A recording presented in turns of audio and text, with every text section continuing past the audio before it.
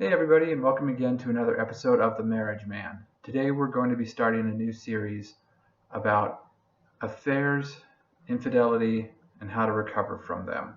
So if you're here watching this, welcome, but I also want to start off by saying I'm very, very sorry that this has happened.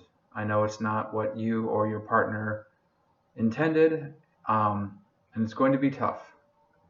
It's going to be real tough to get through, but I just want to encourage you that affairs and infidelity and betrayals don't break up relationships.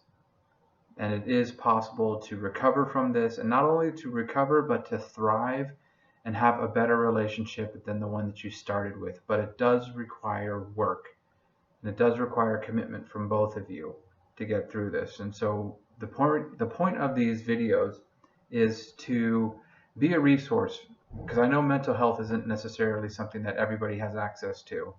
But I also want to give that benefit to those that are out there. So, starting off, what is infidelity? So, infidelity doesn't always mean having an affair. An affair is a type of infidelity, but having been in counseling a long time, I've seen a lot of different types of infidelity, because infidelity is essentially not being faithful. Another word that's a little bit easier to come off the tongue is betrayal. And when you have been betrayed by somebody, or when you have betrayed someone's trust, it's devastating to the relationship. And why that is because we all kind of form a picture of who our partner is in our mind.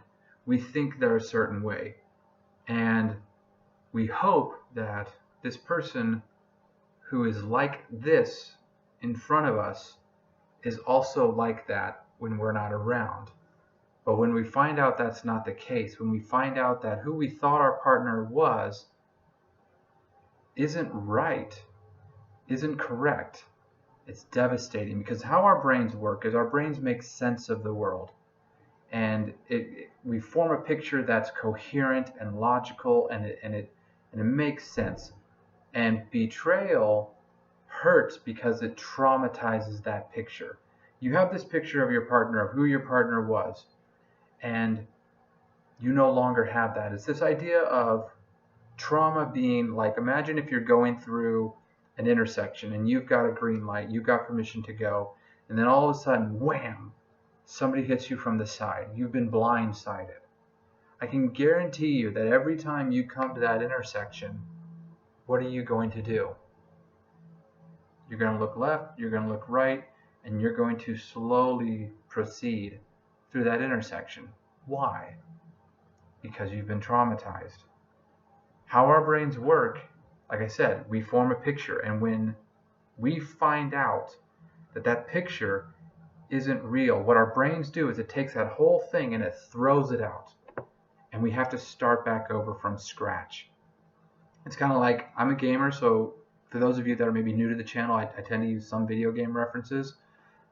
In gaming, there's what are called rage games, which is essentially like, there was this game that came out called Getting Over It with Bennett Foddy. And what this game was is that essentially you were climbing a mountain. And at any point you could make a mistake and you could fall all the way back down to the beginning.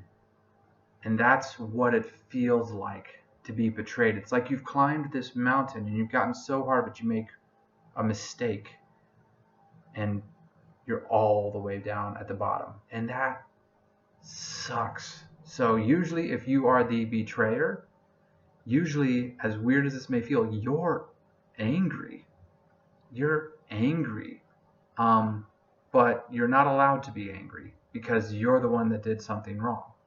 But yet you're mad. You're mad because you want to get back up that mountain. This sucks. You didn't mean to lose all this progress.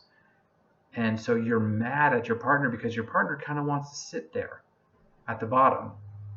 And if you are the betrayed, you're hurt. You look mad. You probably, on your face, your body posture, the tone of your voice says that you're mad, but you're hurt.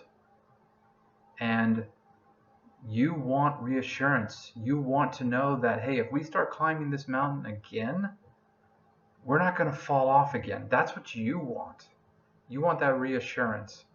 And so people come into a betrayal, an infidelity situation at different points, wanting different things. And it's important to know that and to recognize that you and your partner are going to be at different places when this starts.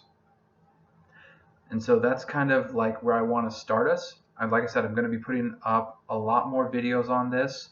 If you have any questions, go ahead and post them in the comments below, and I may get to that in a later video.